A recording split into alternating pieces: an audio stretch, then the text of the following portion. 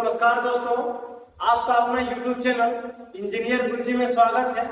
दोस्तों आज हम लोग कक्षा 10 गोधूली के हिंदी चैप्टर एक अध्याय एक का जो महत्वपूर्ण ऑब्जेक्टिव था उसको लेकर के आए हैं। यदि आप हमारे YouTube चैनल इंजीनियर गुरुजी पे नए हैं तो चैनल को लाइक, सब्सक्राइब और शेयर जरूर कर दें। आप लोगों को किसी भी चैप्टर का, किसी भी सब्जेक्ट का नोट्स चाहिए तो आप हमसे इस नंबर पे कांटेक्ट कर सकते हैं, है ना। ये नंबर पे आप कांटेक्ट कर सकते हैं, वहां से आपका सारा नोट्स मिल जाएगा। यहाँ आप लोगों को ये नंबर दिख रहा होगा, ये दोनों में किसी एक नंबर से आप कांटेक्ट करके आप हमसे किसी भी सब्जेक्ट का, किसी भी चैप्टर का नोट्स ले सकते हैं। चलिए ध्यान दीजिए, आज हम लोग जो गोधूली भाग 2 हिंदी क्लास 10 का जो चैप्टर नंबर 1 अध्याय 1 है, उसमें जो महत्वपूर्ण ऑब्जेक्टिव है उसको लेकर के आए हैं। तो चलिए ध्यान दीजिए, क्वेश्चन नंबर 1 में क्या कह रहा है। चलिए क्वेश्चन नंबर 1 में ध्यान दीजिए, आप लोग कह रहे हैं कि श्रम विभाजन और जाति प्रथा के लेखक कौन है। श्रम विभाजन और जाति प्रथा के लेखक कौन है? तो ध्यान रहे, श्रम विभाजन और जाति प्रथा के लेखक बाबा साहब भीमराव अंबेडकर, या आप इन्हें डॉक्टर भीमराव अंबेडकर के नाम से भी हम लोग जानते हैं। तो ध्यान रहे, श्रम विभाजन जाति प्रथा के लेखक कौन है? तो ये डॉक्टर भीमराव अंबेडकर हैं। इसका ऑप्शन नंबर क्या हो जाएगा? बी हो जाएगा। चलिए तो नेक्स्ट क्वेश्चन ध्यान दीजिए। नेक्स्ट क्वेश्चन में चलिए क्वेश्चन नंबर 2 में, क्वेश्चन नंबर 2 को ध्यान दीजिए क्या कर रहा है। क्वेश्चन नंबर 2 में लिखा है कि डॉक्टर भीमराव अंबेडकर के पिता का क्या नाम है। डॉक्टर भीमराव अंबेडकर के पिताजी का क्या नाम है? तो ऑप्शन ए में रामदेव सकपाल, बी में है रामजी सकपाल, सी में है रामकिशोर सकपाल और डी में है राधे राम सकपाल। बताइए इसका आंसर क्या होगा? तो ध्यान रहे, 2 नंबर का जो आंसर है भीमराव अंबेडकर यानी डॉक्टर जो बाबा साहब हैं उनके पिताजी का जो नाम है उनका नाम है रामजी सकपाल। इसका आंसर भी क्या होगा? बी होगा।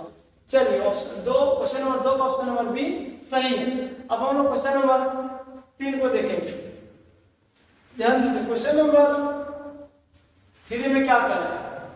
क्वेश्चन नंबर 3 में कह रहा है कि आधुनिक सभ्य समाज कार्यकुशलता के लिए किसे आवश्यक मानता है। क्वेश्चन नंबर 3 में आधुनिक सभ्य समाज कार्यकुशलता के लिए किसे आवश्यक मानता है। ऑप्शन ए में श्रम विभाजन, बी में धन विभाजन, सी में जन विभाजन और डी में जाति विभाजन। तो आज का आंसर क्वेश्चन नंबर 3 का जो आंसर होगा आपका, ये होगा आपका श्रम विभाजन। क्वेश्चन नंबर 3 का आंसर ए होगा। चलिए क्वेश्चन नंबर 4 को हम ध्यान देंगे। क्वेश्चन नंबर 4 में क्या कर रहा है।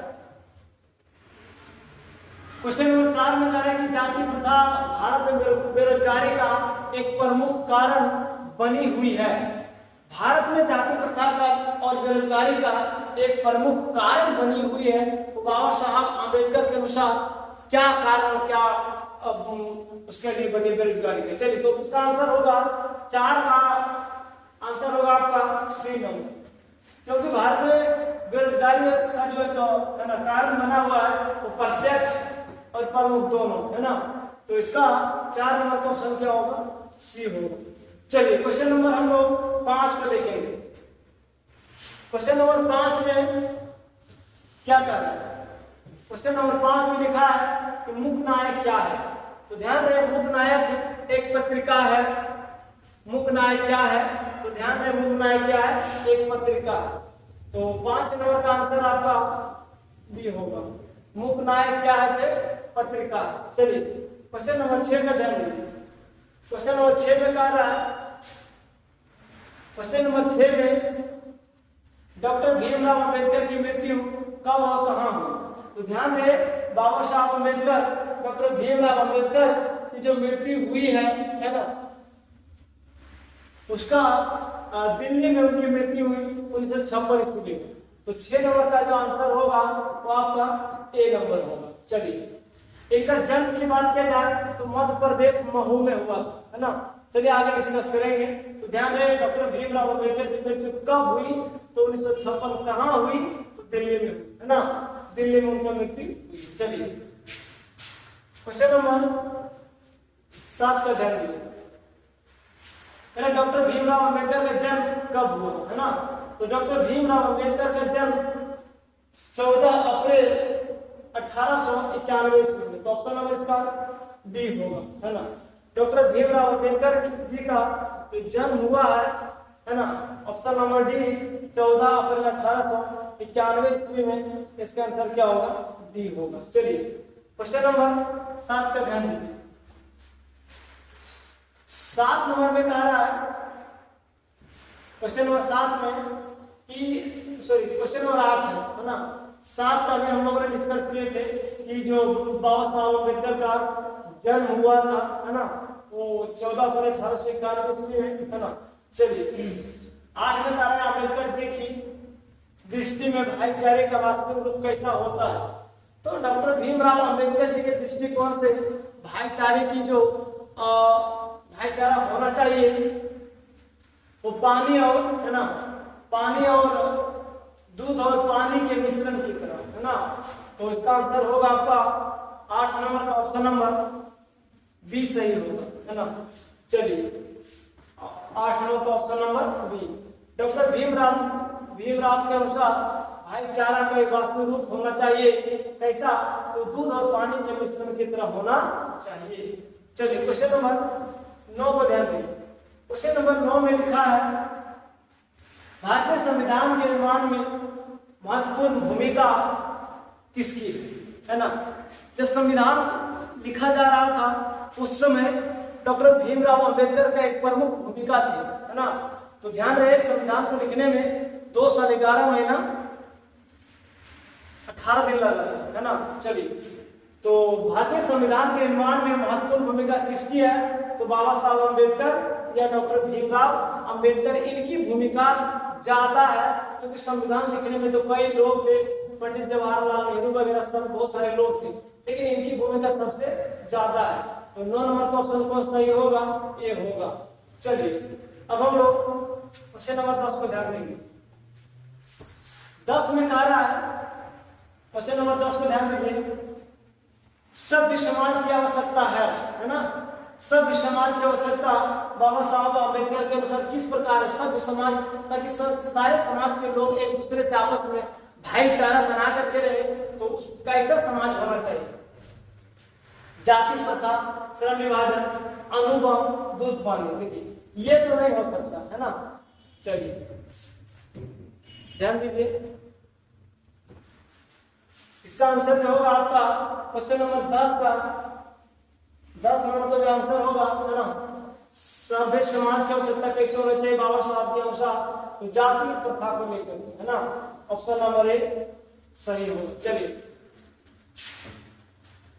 क्वेश्चन नंबर 11 ध्यान दीजिए, कह रहे कि प्राथमिक शिक्षा प्राप्त करने के बाद अंबेडकर जी, है ना, उच्चतर शिक्षा के लिए कहाँ गए थे? तो ध्यान रहे कि प्राथमिक शिक्षा प्राप्त करने के बाद, है ना, क्योंकि देखिए बाबा साहब अम्बेडकर का जन्म मध्य प्रदेश एक राज्य है, वहाँ एक छोटा सा गांव है महू, वहीं पे उनका जन्म हुए थे और प्राथमिक शिक्षा वहीं से ग्रहण किए थे। उसके बाद हायर शिक्षा के लिए उन्होंने न्यूयॉर्क गए थे पढ़ने के लिए। तो ध्यान रहे प्राथमिक शिक्षा प्राप्त करने के बाद, है ना, प्राथमिक शिक्षा प्राप्त करने के बाद बाबा साहब कहाँ गए थे? तो न्यूयॉर्क गए थे। ऑप्शन नंबर सी सही है। चलिए अब हम क्वेश्चन नंबर 12 को ध्यान देंगे। क्वेश्चन नंबर 12 में क्या लिखा है? चलिए, अंबेडकर चिंतन और रचनात्मक के लिए प्रेरक व्यक्ति थे। जब डॉक्टर भीमराव अंबेडकर पढ़ाई पर अग्रसर ध्यान देते थे, उनके लिए 3 ऐसे व्यक्ति थे जो उनको, है ना, चिंतन, है ना, तो इसमें उसको एक तरह से समझिए मार्गदर्शन के लिए डॉक्टर भीमराव अंबेडकर के 3 वो लोग थे, उसको हमेशा मार्ग, उसको एक सही दिशा को दिखाते थे। कौन? पहला है बुद्ध, कबीर और ज्योतिबा फुले। ये तीनों व्यक्ति ऐसे थे कि डॉक्टर भीमराव अंबेडकर को, है ना, उनकी दिशा दिखाने में काफी ज्यादा भूमिका निभाई। तो इसका ऑप्शन नंबर कौन होगा? डी होगा। चलिए क्वेश्चन नंबर 12 को आप लोग ध्यान दीजिए। 13 क्वेश्चन नंबर 13 में लिखा है जाति पाति तोड़कर मंडल भाषण लाहौर में कब दिए थे? जाति पाति तोड़कर बाबा साहब अम्बेडकर ने एक भाषण दिए थे लाहौर में। अभी लाहौर पाकिस्तान में पढ़ते, पहले लाहौर अपने ही देश में थे, है ना। तो भाषण दिए थे जाति धर्म को तोड़ करके, है ना, उसमें कोई जाति धर्म को कोई बात नहीं था। तो जाति पाति तोड़कर पहले एक भाषण दिए थे लाहौर में जा करके। वो कब दिए थे? तो ध्यान रहे, उन्होंने 1936 ईस्वी में बाबा साहब अम्बेडकर ने जाति धर्म को तोड़ करके उन्होंने एक भाषण दिए। कब दिए? तो 1936 ईस्वी में। कहाँ दिए? तो लाहौर में, जो भी पाकिस्तान में पड़ता है। चलिए क्वेश्चन नंबर 14 को ध्यान दें। 14 में कहते हैं श्रम विभाजन जाति प्रथा क्या है ना। श्रम विभाजन जाति प्रथा क्या है?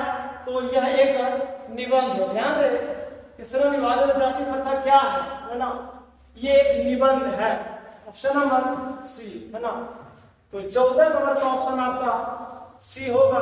श्रम विभाजन जाति प्रथा क्या है? तो ये एक निबंध, इसका ऑप्शन नंबर सी सही होगा। चलिए क्वेश्चन नंबर 15 को ध्यान रखिए। 15 में कह रहा है कि निम्नलिखित रचनाओं में से कौन सी रचना डॉक्टर भीमराव अंबेडकर की है? ध्यान रहे, निम्नलिखित में कौन सी रचना है? डॉक्टर भीमराव अंबेडकर की रचनाएं हैं। तो पहला है द कास्ट इन इंडिया, है ना। दूसरा है द अनचेम्बल्स who are they. C number का है हु आर सुद्राज, है ना। तो इनमें से ये तीनों रचनाएं डॉक्टर भीमराव अंबेडकर के द्वारा लिखा हुआ है। तो इसका आंसर होगा आपका 15 नंबर का आंसर डी होगा, है ना। 15 नंबर का आंसर क्या होगा? डी होगा। चलिए क्वेश्चन नंबर 16 को ध्यान दीजिए। क्वेश्चन नंबर 16 में कह रहा है आधुनिक सब समाज श्रम विभाजन को आवश्यक क्यों मानता है? कार्य कुशलता के लिए, भाईचारा के लिए, रूढ़िवादिता के लिए। तो इसका आपका आंसर हो जाएगा, ध्यान रहे, कार्य कुशलता के लिए। क्योंकि देखिए अगर श्रम विभाजन जाति प्रथा की बात किया जाए तो इसमें जो ये निबंध में लिखा है कि जो जिस जाति धर्म के हैं डॉक्टर भीमराव के अनुसार में, है ना, वो उसी काम को कर सकते हैं। मतलब पहले के लोगों का कहना था कि जो जिस जाति धर्म का है वो उसी काम को कर सकते हैं। लेकिन डॉक्टर भीमराव अंबेडकर जी का कहना था कि नहीं, ऐसे कुछ होना नहीं चाहिए। अपनी कार्य से कुशलता, अपने कार्य से स्वतंत्र होना चाहिए। चाहे जाति कुछ भी हो, अपने कार्य अपने स्वेच्छा अनुसार वो काम कर सकते हैं। चलिए तो इसके लिए, है ना, कार्य कुशलता के लिए। तो इसका आंसर क्या होगा? ऑप्शन नंबर ए होगा। चलिए ऑप्शन नंबर ए सही है। क्वेश्चन नंबर 17 पर ध्यान दीजिए। 17 में कह रहा है श्रम विभाजन जाति प्रथा पाठ बाबा साहब के किस भाषण का संपादित अंश है? चलिए क्वेश्चन नंबर 17 का आपको ध्यान देना है। श्रम विभाजन जाति प्रथा पाठ बाबा साहब के किस भाषण का संपादित अंश है? तो एनिहिलेशन ऑफ कास्ट, है ना। देखिए ये एनिहिलेशन ऑफ कास्ट, इस भाषण को ललन सिंह यादव ने उन्हें हिंदी में रूपांतरित किए थे, है ना। तो ध्यान रहे, इसका आंसर क्या होगा? सी होगा। कभी पूछ बैठता है। चलिए क्वेश्चन नंबर 18 को ध्यान दीजिए। 18 में कह रहा है कि अंबेडकर के भाषण एनिहिलेशन ऑफ कास्ट को किसने हिंदी में रूपांतरण किया? अभी बताए थे जो डॉक्टर भीमराव अंबेडकर द्वारा लिखा हुआ जो भाषण थे, यही भाषण लाहौर में जाकर के दिए थे, है ना, जाति पाति धर्म को तोड़ करके, है ना। तो उनको हिंदी में रूपांतरण करने वाले व्यक्ति थे ललन सिंह यादव, है ना। तो इसका 18 नंबर का आंसर ऑप्शन नंबर ए होगा। 18 का ऑप्शन ए सही होगा। चलिए ध्यान दें, क्वेश्चन नंबर 19 को ध्यान दीजिए। चलिए 19 नंबर में लिखा है अंबेडकर का जन्म किस परिवार में हुआ था? अंबेडकर जी का जन्म ब्राह्मण परिवार में नहीं, ब्राह्मण परिवार में उनका जन्म नहीं हुआ है ना। ये गलत होगा। क्षत्रिय में नहीं, कायस्थ में नहीं, तो किस परिवार में हुआ था? तो डॉक्टर भीमराव अंबेडकर जी का जो जन्म हुए एक दलित परिवार में हुए। इसका आंसर क्या होगा? सी होगा, इस नंबर का सी। चलिए क्वेश्चन नंबर 20 को ध्यान दीजिए। क्वेश्चन नंबर 20 में लिखा है लेखक को इस युग में कहां पर विडंबना दिखाई दिया? जातिवाद में, नारीवाद में, निर्विवाद में, परिवारवाद में। देखिए इस निबंध के अनुसार डॉक्टर भीमराव अंबेडकर जो लेखक महोदय हैं, जिन्होंने श्रम विभाजन और जाति प्रथा को लिखे हैं, है ना, उनके नजर में सबसे बड़ा विडंबना, सबसे बड़ा जो दुख की बात हुई है वो जातिवाद को लेकर। इनके इससे पहले जो समय में अगर कोई जिस जाति का है वो उसी जाति उसी काम को कर सकता है। अगर कोई लोहार जाति का लोहे का ठोकने पीटने का काम करेगा, कोई अगर सोनार जाति का तो वो सोने चांदी का काम करेगा। तो इससे लोग काफी ज्यादा बेरोजगार हो जाते थे। जिसको अगर किसी कोई लोहार जाति का और उसको उस क्षेत्र में मन नहीं लगा, काम नहीं लगा, तो समाज के लोग उसको बाध्य करते तो उसी काम में लगाया जाता था, तो उससे उसका काम अच्छी तरह से हो नहीं पाता था। तो इसीलिए डॉक्टर भीमराव अंबेडकर जी उसको विडंबना हुई, काफी ज्यादा दुख हुई। किसको लेकर के? जातिवाद को लेकर के। कोई भी काम हो स्वतंत्र रूप से हो, कोई भी काम में कोई जाति पाति होना नहीं चाहिए। चलिए 20 नंबर का आंसर आपका ऑप्शन नंबर ए होगा। चलिए 21 नंबर का ध्यान दीजिए। 21 नंबर का ध्यान दीजिए। डॉक्टर भीमराव अंबेडकर की माता का नाम क्या है ना?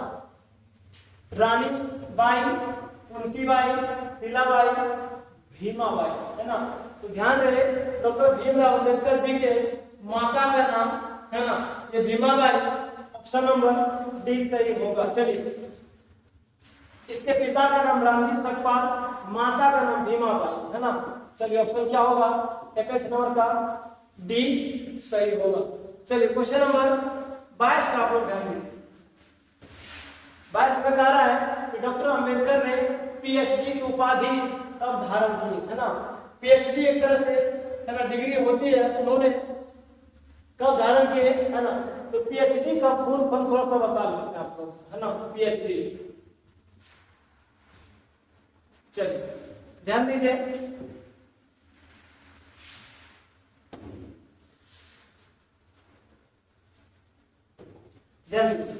डॉक्टर भीमराव अंबेडकर जी ने पीएचडी की जो उपाधि की, है ना, पीएचडी की उपाधि डॉक्टर ऑफ फिलोसफी एक तरह से जो डिग्री होती है, उन्होंने 1916 ईस्वी में प्राप्त की। इसका आंसर क्या होगा, है ना, ऑप्शन नंबर सी होगा। चलिए 22 का सी।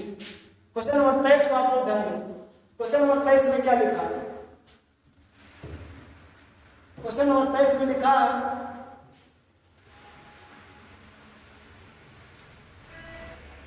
क्वेश्चन नंबर 23 में लेखक की दृष्टि में विडंबना की बात क्या है? जातिवाद के पोषकों की कमी नहीं है, जातिवाद के पोषक नगण्य हैं, आर्थिक दृष्टि से जातिवाद उचित है, जातिवाद लोकतंत्र के विरुद्ध नहीं है। तो ध्यान दीजिए आपका ऑप्शन नंबर 23 है ना। 23 का आंसर होगा आपका जातिवाद के पोषक की कमी नहीं है, इस, है ना। इसका आंसर क्या होगा? 23 का ए होगा। चलिए 23 नंबर का आंसर क्या होगा? ए होगा। ध्यान दीजिए इसको। नेक्स्ट क्वेश्चन को ध्यान दीजिए। Question number 24।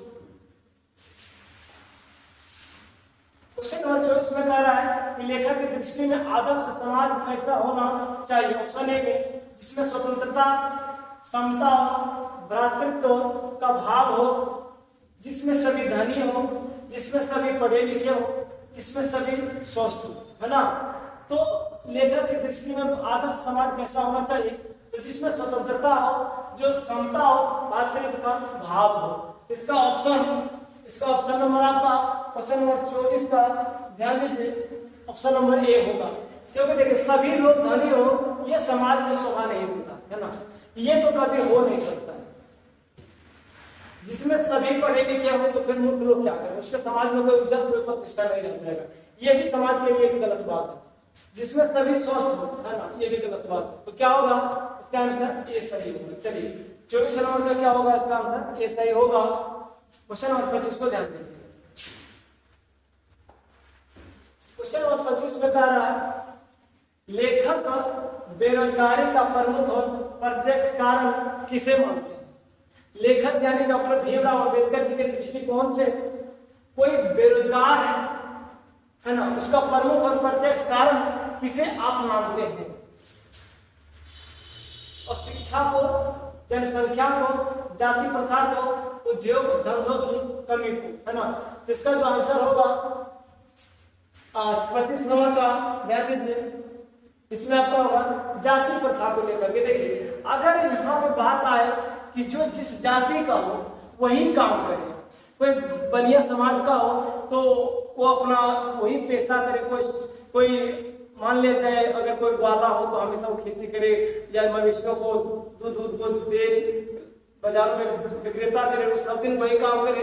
हो सकता उनको आने वाला जो पीढ़ी होगा उनको उस काम में मन नहीं लगता हो तो क्या वो काम सही ढंग से हो पाएगा? नहीं हो पाएगा, जिसके कारण से कोई लोग बेरोजगार हो सकता है, वो भूखे मर सकता है। तो डॉक्टर भीमराव अंबेडकर जी के अनुसार, है ना, जाति प्रथा को लेकर के, है ना, आंसर क्या होगा इसका?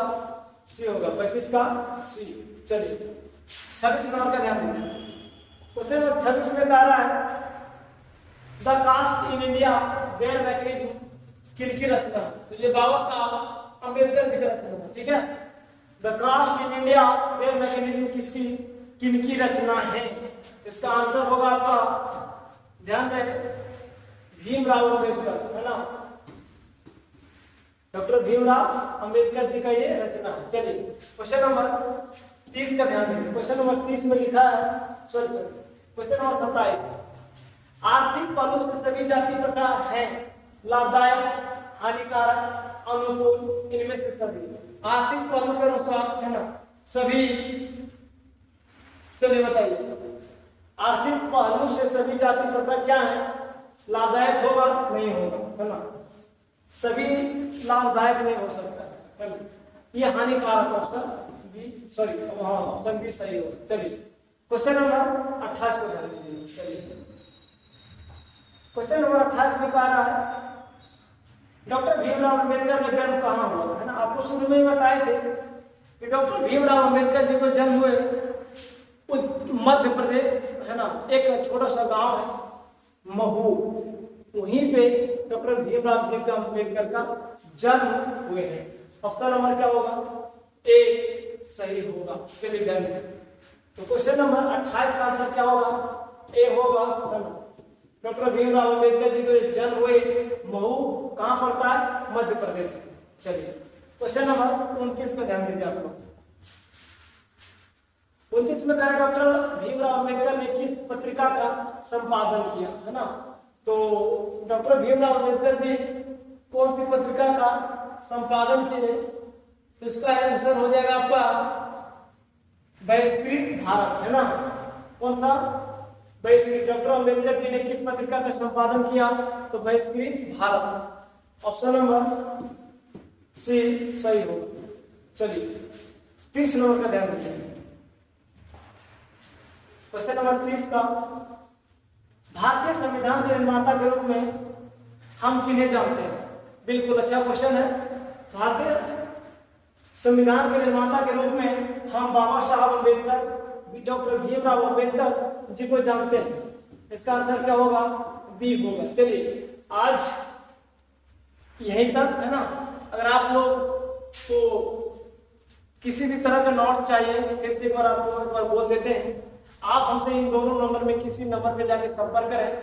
मैथ्स हो, साइंस हो, एसएसटी हो, हिंदी हो, संस्कृत हो, किसी भी टॉपिक पे अगर आप लोगों को नोट्स चाहिए, किसी भी चैप्टर का चाहिए, फिर दोनों नंबर पे आप हमें व्हाट्सएप करके लिंक आप हमसे जुड़े और आपको नोट्स मिल जाएंगे। चलिए आज का वीडियो यहीं तक, चैप्टर जो भी तो इम्पोर्टेंट ऑब्जेक्टिव था समाप्त हुआ।